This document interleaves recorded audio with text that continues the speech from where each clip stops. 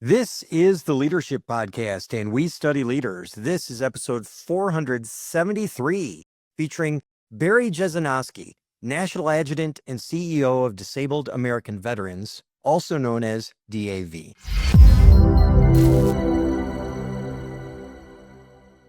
Thank you for joining us today. This is Jim Vasopoulos, founder of Rafty Advisors, and this is the Leadership Podcast. Hey everybody, Jan Rutherford, founder of Self-Reliant Leadership. Thanks for making us a part of your day as Jim and I study leaders. And in case you didn't know, we have a catalog full of past episodes at theleadershippodcast.com. And just today, we were reminding some veterans that if they've got a problem, challenge, opportunity, issue, we probably have an episode that addresses it. So if you're ever wondering, is there a podcast out there that would help me with issue X? I bet you we can steer you in the right direction. And most of those episodes have been brought to you by Darley. Darley supports our military and first responders with all the equipment they need to ensure mission success, whether that's a water pump, drone, emergency medical supplies. And you can learn more about this great company and the great people at Darley who support our nation's heroes at darley.com. Darley, you serve others, we serve you.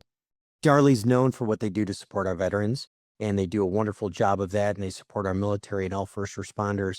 But another organization that does so much for veterans is DAV. And for 3 decades, Barry Jesinoski has advanced from the ground up in DAV through key leadership roles, managing several benefits offices and HR, and overseeing DAV's national advocacy efforts in Washington and leading DAV national headquarters and operations in Kentucky. Barry, welcome to the show. Thank you, Jim. Thank you, Jan. Yeah. It's an honor. We've gotten to know each other over the last years or so as I've done some volunteer work with DAV and some of the wonderful efforts they're putting forth there, and just love the organization and love what they're doing. And I thought, yeah, boy, they're doing so much more than what I thought on the outside. And so I thought, let's get Barry on the show to talk about it. But before we do that, Barry, what's something, because you're a public figure, people know a lot about you. What's something that people would have to dig for a little bit to know a little bit about the real Barry out there? I don't know that they'd have to dig for this, but, and I used to be a little self-conscious to say this, but I believe most people assume that I have a degree, maybe multiple degrees, maybe an advanced degree. I do not have a college degree. Circumstance, as well as, some awesome mentors in my life and some great opportunities. I have a lot of college, don't get me wrong, and I'm not what one would consider a dropout or a typical dropout. I've probably got enough college to string together for at least one degree, but I decided at a young age that I would pursue education on my own terms to the extent possible. Yeah. And it kind of happened, again, both some good graces of others and some mentors and people who let me audit courses and things like that. I took the courses I felt necessary. I never followed the degree. I honor everyone who does. I'm a huge believer in college and university study and being a lifelong learner. But as it stands today, after 30 years in DAV, I still don't have a college degree. Well, I think you're doing just fine.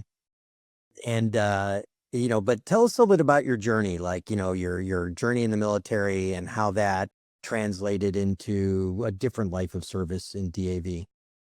Well, I joined the Marines while I was a senior in high school through the delayed entry program, and very excited at the time, maybe not so well thought out in terms of how excited I was to go to Iraq. This was 1990, and then I went to boot camp in 91. And by the time I was out of boot camp, the war had been won out of boot camp and combat training and so forth. But I was pretty upset not being able to go, I guess, is how I thought about it at the time. I wanted to be like my grandfather, a grizzled old World War II Army veteran, Ranger from Merrill's Marauders and Mars Task Force. And why that led me to the Marines, I'm not sure, I guess. But it didn't turn out that way. I didn't end up serving in Iraq. And today I thank my lucky stars, because even if I would have come home what I thought would be just fine, I would also be wondering when perhaps the burn pit exposure or other toxic exposures might be catching up with me. But long story short, I did get injured in training after a while in the Marines. I was a good Marine. I don't have any awesome stories to share. I did my job, and I'm proud of my service. But at the time, shortly after my injury, I was unable to complete the PFT. And back then, for those who were in the military in the early 90s, 92, 93, especially, you know that you weren't staying in if you couldn't complete your PFT based on the drawdown. So I ended up going through a medical board proceeding, and I didn't expect that would turn into anything, but in fact, they determined that I was unfit to continue serving, which for a young Marine, that was devastating. I was not in agreement with that at all. And I think, honestly, also by today's standards, you know, I probably would have been able to stay in. But be that as it may, I left the Marines through that medical board process. I needed some help, and I didn't know where to turn. I knew I had some education benefits coming to me at the very least, and maybe the VA would treat me for my injuries and things like that, but I had no idea what to do. And someone back then, thank God, put me in touch with DAV, and DAV helped me out. And one thing led to another. I went back to college. I had some college while I was in high school, and I was once again a college student when this gentleman called a National Service Officer, or NSO for short. He helped me out, and I decided, you know what, if I can successfully get my psych degree, which is what I was doing at the time, you know what, I want to do what that guy did. So I had that in the back of my mind. I found out that DAV was hiring. I thought, well, there's no way they're going to hire me yet. I haven't finished college. I'm very interested. I want to do what that guy did. I want to help others. That's a good way to maybe continue my Marine Corps service in a different way. I applied, they hired me, and I guess the rest is history. So I thought I might work for DAV and help my fellow veterans for a few years. Seemed like a good job, and one that would maybe fill that gap that I had from being booted out of the Marines. And it got in my blood. Yeah. You know, Jim tells me your facility, I haven't been there, but it's big and beautiful. And I'm wondering, you know, how's that help you guys to collaborate on what you need to do? And how's that square up against the desire for autonomy and work from home? Thanks, Jen. First of all, we've been in this new facility, this new national headquarters here in Erlanger, Kentucky, for almost 4 years. It'll be 4 years in July. And prior to that, we were 11 miles east of here in Cold Spring, Kentucky. And we were there as far as our national headquarters operations since 1966. DAV, by the way, was started in 1920 in Cincinnati. And so that's the reason for our proximity. Sometimes people say, why are you guys in Kentucky? But, well, we were born, if you will, out of World War I in Cincinnati. And in 1966 moved across the river because the local government decided that they would tax the method in which DAV was fundraising. So DAV moved to Kentucky, and we've been here ever since. But our now old national headquarters was old, antiquated, not efficient at all. And honestly, because we had a production facility there as well that we no longer needed, the facility was over twice as large as it needed to be. Again, almost 4 years ago, we moved in. We broke ground 2 years prior to that, and it's been phenomenal. There's a give and take, of course. All companies, organizations build their facilities for different reasons and with different priorities in mind. But this facility needed to be first and foremost functional. for our workforce, and it also needed to be able to accommodate member leaders from around the country. DAV has over 1 million members of DAV and our auxiliary, and a lot of them come to our national headquarters multiple times a year for various events and training and things like that.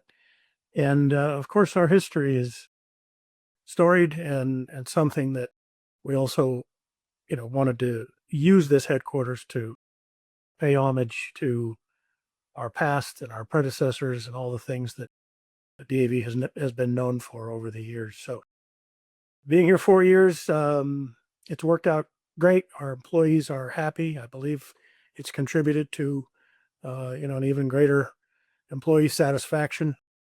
Just the natural light that we have here alone is a big deal.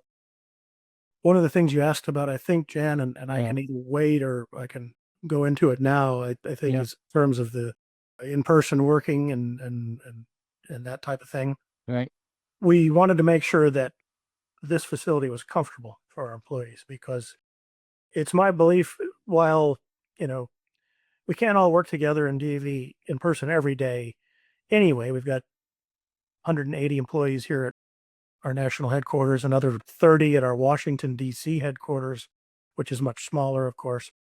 And then the remaining 400 or so around the country, spread out among every state and Puerto Rico. Those are the folks, our national service officers, our transition service officers, and our support staff who help veterans day in and day out with their claims for benefits and VA healthcare and the like. We can't all work together, but those of us who are under this roof here at our national headquarters, we need to see each other as much as possible. Virtual meeting platforms and tools are essential and maybe even a godsend, but remote work is good. A hybrid approach is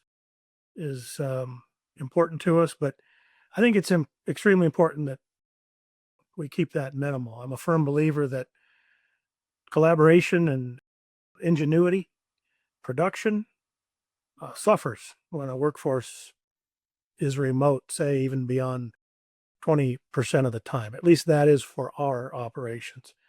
I also believe that entities that do different things that we do, or different roles and jobs, of course, could benefit from more remote work for certain. But in our world and how we operate, that in-person collaboration is extremely important. I tell our workforce this, and I've been saying this for a while, and I don't know, how many of them believe me yet, but I believe that distance or absence makes the heart grow colder, not fonder. Yeah. I really appreciate, we've had a lot of leaders and we ask them this kind of work from home question a lot. And I think if you read any article on LinkedIn or anything like that, people are always saying, well, this is the way it should be. And this is the way it should be. And I really appreciate any leader who's willing to say, like, listen, I get it, but this is the way it needs to be for us, because I've thought about it from our perspective. And I thought you were really deliberate and thoughtful on that. One of the other things as we were talking and getting ready for this that I thought you were really deliberate and thoughtful on was like your two most important things. And you were like, you didn't hesitate at all. You said, like, this is what's important to us. Like, and you said integrity and communication. And what, I love it. And I'd love for you to talk about how you arrived at those, why those, but also like how you get that to be so it's like everyone knows that. Like, this isn't like a thing that only the executive team knows. Like, everyone knows that. That, I think, is a great leadership accomplishment. Thank you for that. I appreciate that very much. Years ago, and several years after, at some point when I graduated to certain roles, I guess, if you want to call it that, in DAV, and again, with a 30-year career and not having a college degree, I very much have grown up in DAV, and I've been very blessed to have multiple roles and multiple opportunities to learn our business from the ground up and work to an extent in or alongside of our employees in every department.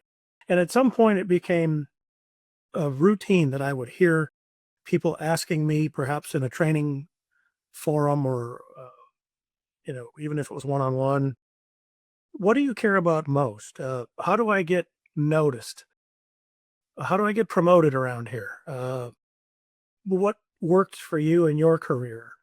How did you get to where you are in your career? Those types of questions were just routine. And at some point, many years ago, I thought, listen, well, I know what they are for me, but I keep hearing this question so often. I need to proactively answer this up front. Up front meaning as soon as I meet a new employee, and I do make it a point to meet with in person every single new employee that we have, those who are hired here at our national headquarters. I get to meet with them anywhere from their first day to somewhere in their first or second month, depending upon schedules. But I do meet with them and have a sit down. It's an informal get to know you, and I answer that question of what are the two most important things. And the integrity and communication, integrity is not so much to me about just the simplistic aspect of telling the truth or being honest. That's foundational for sure when it comes to integrity. But when I talk about integrity, I'm really talking about people who do what they say they will, people who always project a good image of our organization, people who listen before being heard, people who put in an honest day's work and take pride in their work, and people who respect others. All those types of attributes are things that make, in my book, people who have those attributes people of integrity. And the communication part, that's really about communicating honestly, actively, and proactively, really. Asking questions when you have them, especially when you're new, and understanding that you're in an environment where everyone who already works here knows you'll be asking questions. And part of their responsibility is to provide you the answer. I found that operating with integrity and through strong communication served me well in my career. I think that, that started with my parents. They certainly taught me to be a person of integrity. And my grandparents, I would, I would venture to say that the communication part, perhaps my parents and my grandfather maybe taught me more how not to communicate, perhaps. But either way, I learned. And I was blessed, although I was a little intimidating or a lot intimidated, rather. Early on in my career, I was given a great opportunity, but one fraught with potential pitfalls, many ways to fail and fewer ways to succeed. But a great opportunity. I was just 23 and already been with DAV for about a year. I was put into a position of management, assistant supervisor, we call it, of our office in Seattle, Washington. I guess the people who were making those decisions at the time thought that I had performed fairly well and had some leadership qualities. But here I am at age 23 with not even 2 years in with DAV, and I was promoted over 2 people out of the 6 in the office who had 20 plus years each. Good people, solid people, smart people, technicians in our business in terms of helping veterans obtain their benefits, but also opinionated people and people who were certain that they should have been promoted before me. So I knew that I had one opportunity to make it work, at least at that point. And I thought, listen, this is where I need to tell them the truth at every moment. I need to reason with them. I need to learn from them. And also part of that truth is learning from them, telling them what I didn't know and what I needed from them. So it was a bit of integrity and certainly communication skills that helped me cross that bridge and continue doing so in my career. But again, honestly, I was pretty intimidated, fairly scared at the time. Yeah. Well, I'm just so impressed with how consistent that message is within your organization. I mean, it's just, there's a strong culture, a consistent culture. It's just you can just feel it when you're in a place like that. Of like everyone's just aligned, and you don't see that too often in companies. Um, Another company we see that in quite a bit is Darley, our sponsor, and they're kind of an interesting company. I mean, I don't know if people realize this, but like the first job of every sailor in the Navy is to be a firefighter. And when they fight fires on a ship, they use pumps made by Darley. And that's how they got involved working with the military. And they support all our military and first responders and all the other branches of the services now. They're a wonderful company. If you want to learn more about them, you can learn about them at darley.com, DARLEY.com. Thanks, Jim. Hey, Barry. So this moniker of disability, I'm sure it's pretty misunderstood by civilians out there. There's visible disabilities, there's invisible disabilities, and then there's things that happen that somebody's going to get the moniker or the label of disabled veteran.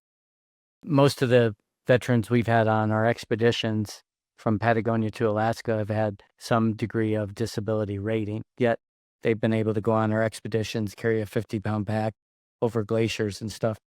What is it that people need to understand about, when someone has that label that they're a disabled veteran? And what's probably the biggest misconception, if you will? Oh, man, that's a great question, and especially one that does come with a fair amount of misconception, both from either civilians or even veterans who haven't really dealt with it. We're fortunate enough to not be injured or somehow made ill by their service. But in our case specifically, disabled American veterans, our name is one of the most valuable things that we have.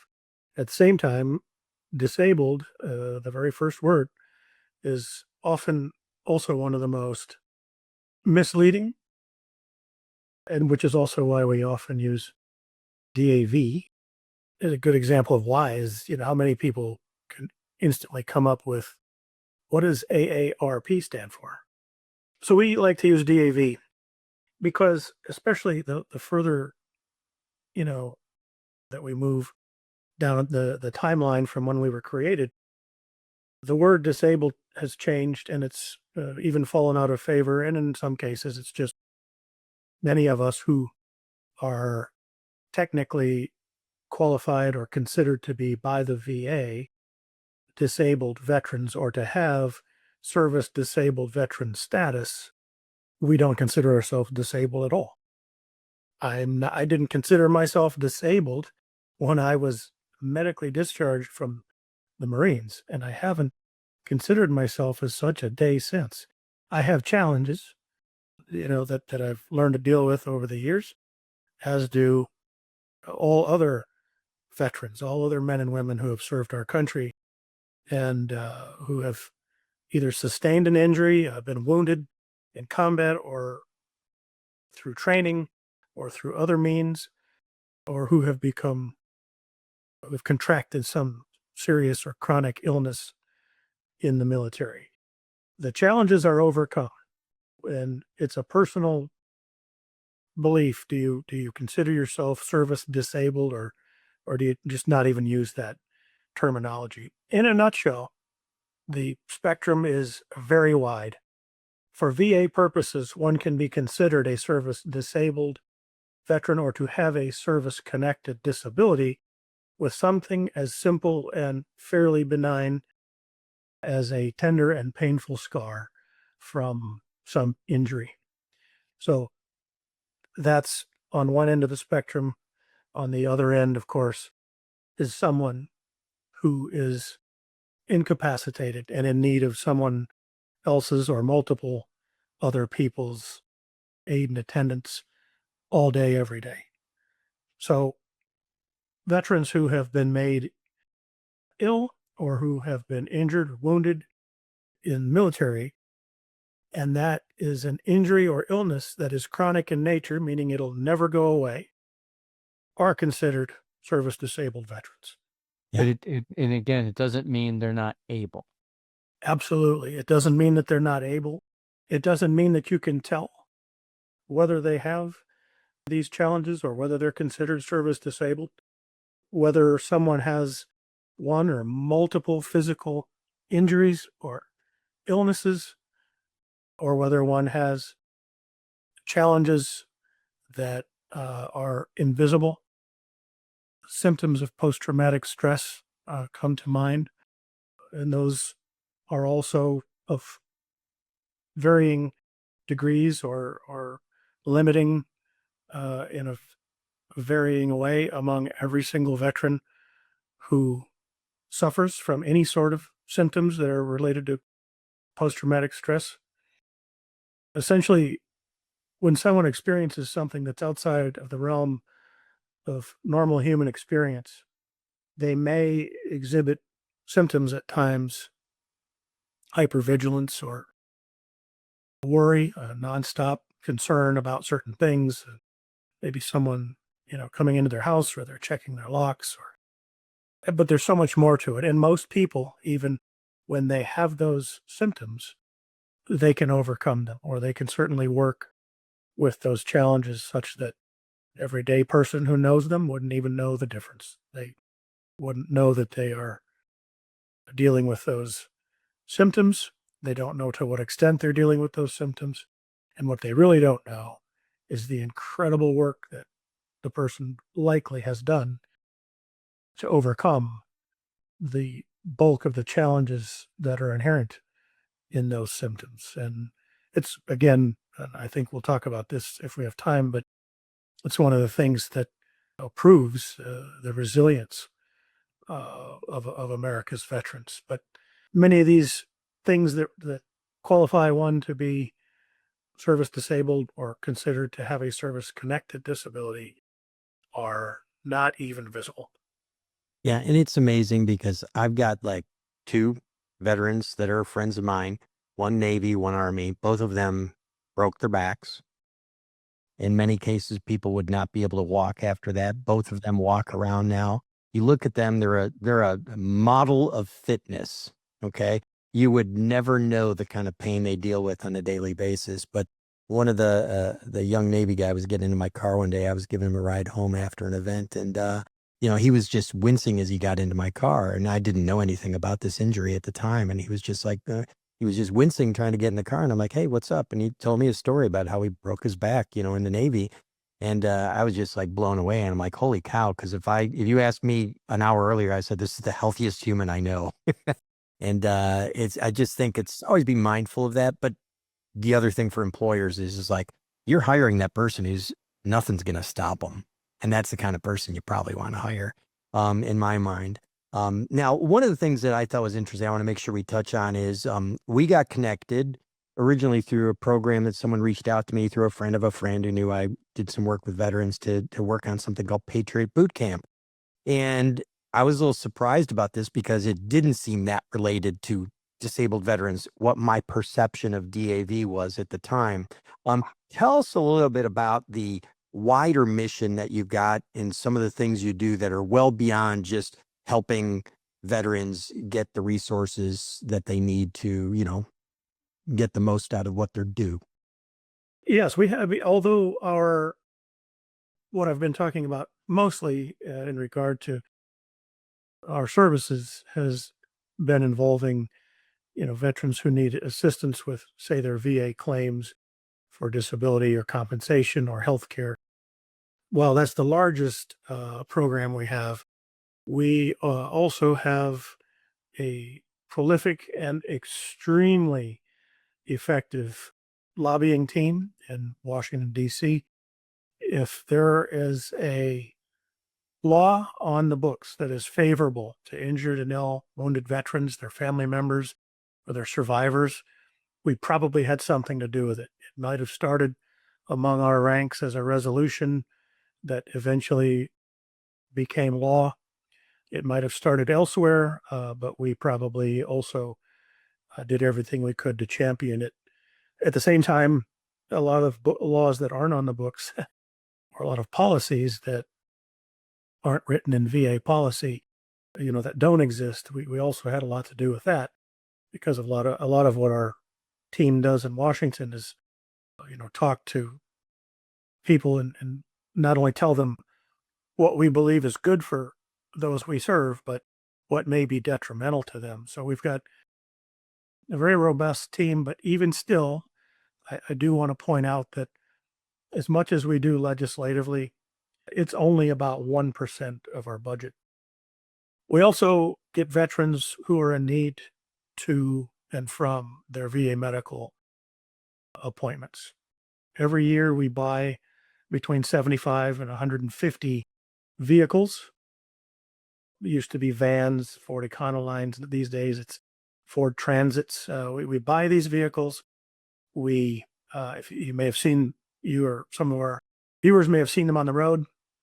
We put our logo and some helpful information on them, and then we in turn donate them to the VA so that the VA will maintain them, but really mostly so that the volunteers, the nationwide network of volunteers that we recruit and train, who drive those vehicles to get veterans to and from their appointments, so that they are covered by the Federal Employee Insurance Act, and don't have to worry about, well, on one hand, I'd love to volunteer and drive veterans to and from their medical appointments, but it's too much of a risk. So that removes that risk by donating those vehicles to the VA.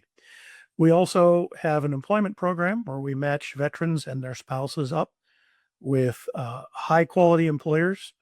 We're talking about the Lockheeds and the 3Ms and Home Depots of the country, as well as a larger voluntary services network where we encourage veterans to, if they don't want to drive those vehicles I was just talking about, perhaps they want to volunteer full-time all the way down to maybe just an hour a month, helping at a VA medical center, a community living center, cleaning headstones at a state or VA cemetery, and anything and everything in between, helping their neighbor who's a veteran paint their fence, clean up their yard, rake their leaves, all these types of things. We operate a nationwide network to try to match up veterans in need with those who are willing to part with some of their time to help those veterans in need. And then our Patriot Boot Camp that you alluded to, Jim, and thank you again so much for your time and volunteering to be part of that entrepreneurial program. We call it Patriot Boot Camp. It's designed for the newer, not unestablished, but a newer founder. And we do everything from helping them with elevator pitches to legal do's and don'ts, connecting them with financing, and very importantly, like with yourself as well, connecting our participants with mentors, people who have been there and done that, either by owning their own company, being a founder in their own right, and many of them, as you know, founders of multiple companies, or whether they, say are an attorney who has helped with setting up companies. So if they have to have more than a business plan, they have to have an established actual business, even though that business could be very new. And 4 times a year, we bring our participants together. We have one this week here at our national headquarters, And to give you an idea of the resources we put into it, they'll not only sit through classes each day and listen to experts speaking to them, but they will sit down with those mentoring for those mentoring sessions in sort of a speed dating fashion where they can sit and ask anything they wish of someone who's been there and done that before them. We want veterans who are interested and willing to found a business. We want them to be successful. We want them to hire other veterans.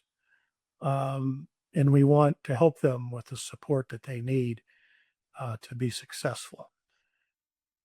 There are a few other things. I would imagine we might be running short on time in terms of the other programs that we have, but suffice to say, again, we very much appreciate your dedicated volunteering of your time with our Patriot Boot Camp, Jim.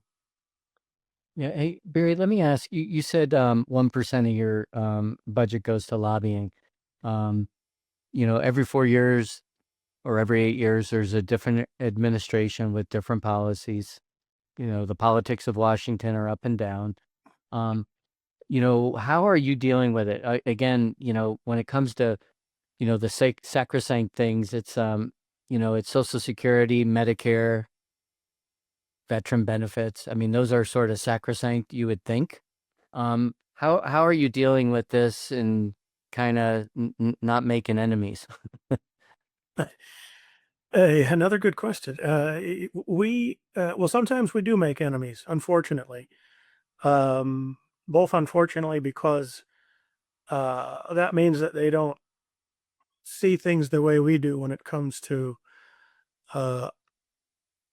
decades, a century of helping veterans in various ways, their family members and their survivors, but also because sometimes there is this mistaken belief that when we call a lawmaker out for not supporting something that we know is good for veterans, sometimes there's a tendency to label us as Republicans or Democrats. It just depends on who's labeling us.